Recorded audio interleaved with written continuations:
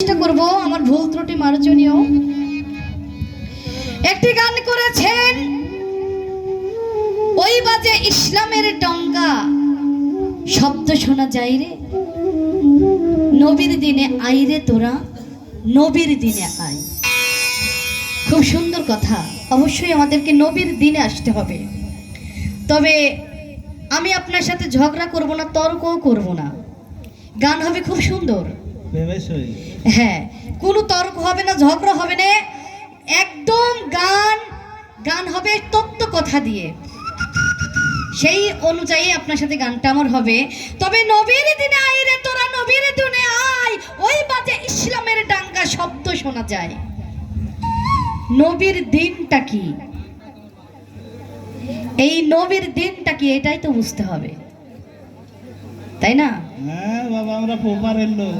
এখন এই নবীর দিন যদি বুঝতে হয়, তাহলে এই ইসলামের ডাঙ্গা ওইখানে হাজারবার বাজিয়ে গেল, কিন্তু ওই নবীর দিন পাওয়া যাবে না। তাহলে এই নবীর দিন পাইতে হলে আমাকে তরিকাতে দাখিল হইতে হবে। তরিকাতে যতক্ষণ পর্যন্ত আমি দাখিল হইতে না পারবো, ততক্ষণ ওই নবীর দিন পাওয়া যাবে না। একটা বাপ ছাড়া যদি কোনো স্ত্রীর গর্ভে সন্তান হয়, তবে সেই সন্তানটাকে জারদ সন্তান বলা হয়। তাই যার পীর নাই তারও পীর আছে, তার পীর হচ্ছে শয়তান। তাই আমাকে আগে মুর্শিদ, আমার দয়ালকে অনুসরণ করতে হবে, আমার তরিকাতে দাখিল হইতে হবে, তারপরে আমার ওই নবীর দিন খুঁজতে হবে। না হলে সারা জীবন অন্ধ হয়ে খুঁজে যাব, কিন্তু নবীর দিন পাওয়া যাবে না। ওই জায়গা থেকে আমি একটি গান গাই। হ্যাঁ বাবু, বাড়ি দাও।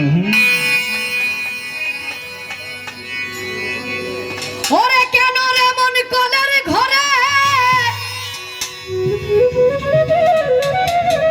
কেন রে মন কলের ঘরে ঘুরছ ডানি ভাই, তরিকাতে দাখিল হইলে সকলে জানা যায়।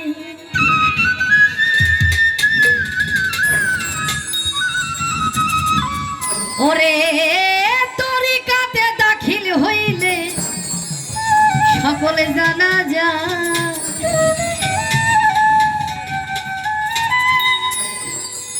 কেন রে মন কোলের ঘরে ঘুরছো ডানি ভাই, তরিকাতে দাখিল হইলে তো সকল জানা যায়, এত ঘোরাঘুরি তো দরকার নাই। হজ করতে গিয়ে কখনো কি আল্লাহরে পাইছো? মসজিদে গিয়ে কখনো আল্লাহরে পাইছো? হিল্লি দিল্লি শহর অঞ্চল বন জঙ্গল যেখানেই খোঁজো না কেন, কোথাও তুমি স্রষ্টাকে পাবে না, যতক্ষণ না পর্যন্ত নিজের আত্মদেহকে অনুশীলন না করো। তাহলে খোদা কোথায় আছে? তাই লালন সাহেবজি লিখেছেন, আপনারে চিনলে পরেই খোদাকে চেনা যায়। এই আপনাকে চিনলে পরে যদি খোদাকে চেনা যায়, তাহলে দৌড়ে বেরিয়ে লাভ নাই। লালন সাইজির পদের মধ্যে একটি বাক্য লিখেছেন, দেশ দেশান্তর দৌড়ে কেন মরুসরে হাঁপায়ে, আদি মক্কা তো এই মানব দেহ দেখ না রে মধ্যে।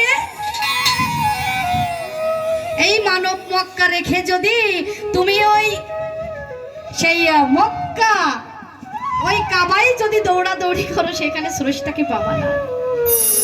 নিজের মন, নিজের নফস, নিজের রুহকে পবিত্র করলেই আমার খোদাকে পাওয়া যায়। কেন রে মন কলের ঘরে, কেন রে মন কলের ঘরে ঘুরছো ডানি ভাই, তরিকাতে দাখিল হইলে সকলে জানা যায়। ওরে তরিকাতে দাখিল হইলে সকলে জানা যায়।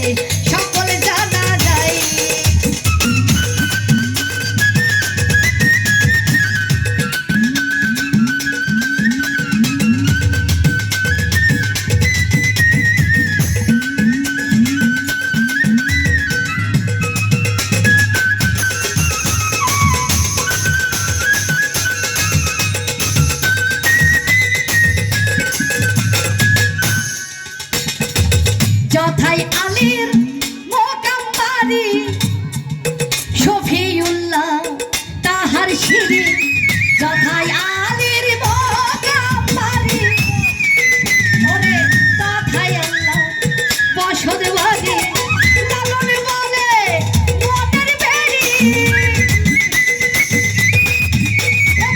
লালন বলে মনের বেড়ি লাগাও তুমি মুর্শিদের পায়ে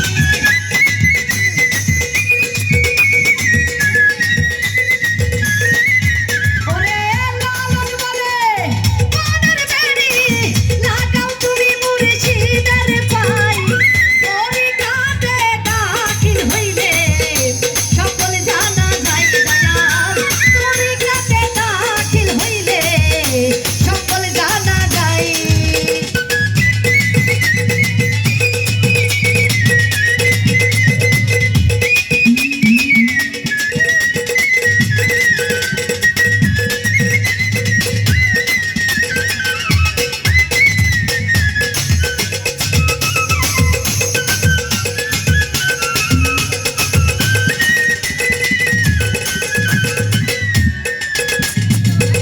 দয়াল যথাই আলীর মোকাম বাড়ি দয়াল শফিউল্লাহ তাহার সিঁড়ি যেথায় আলীর মোকাম বাড়ি ওরে শফিউল্লাহ তাহার সিঁড়ি লালন বলে মনের বেড়ি লালন বলে মনের বেড়ি লাগাও তুমি মুর্শিদের পায়ে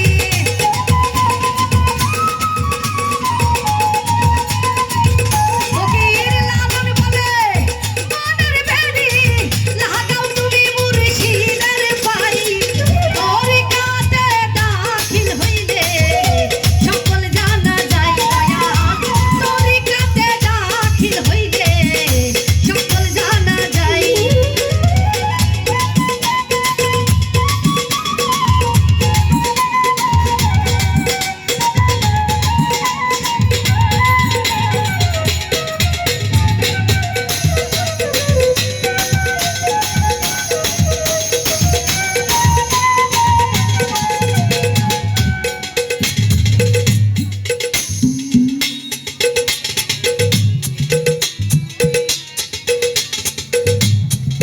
তরিকাতে দাখিল হইলে সকলে জানা যায় কেন এমন কোলের ঘরে ঘুরছোটা নিবাই আউলে বিসমিল্লাহ বলত মুখে জানা তার তিনটি অর্থ আগমে বলেছে সত্য ও ভেদ ডুবে জানতে হয় আবার বলেছেন নবী আদম খোদ বা খোদা এই তিনটা কভু নাহি যোদা সেই আদমকে করিলে সেজদা ওই খোদারে পাওয়া যায় যথাই আলীর মোকাম বাড়ি শফিউল্লাহ তাহার সিঁড়ি লালন বলে মনের বেড়ি লাগাও তুমি মুর্শিদের পায় তরিকাতে দাখিল হইলেই সকল জানা যায় বিদায় হজের মাঠে আমার রাসূলুল্লাহ সাল্লাল্লাহু আলাইহি সাল্লাম তিনার শেষ ভাষণে তিনার উম্মতদের উদ্দেশ্যে উনি ঘোষণা করলেন এ আমার উম্মতিগণ যখন আমি তোমাদের মাঝে থাকবো না তখনই তোমরা আমার আহলে বায়াতের উপর বিশ্বাস রাখো আর এই আহলে বায়াতের উপর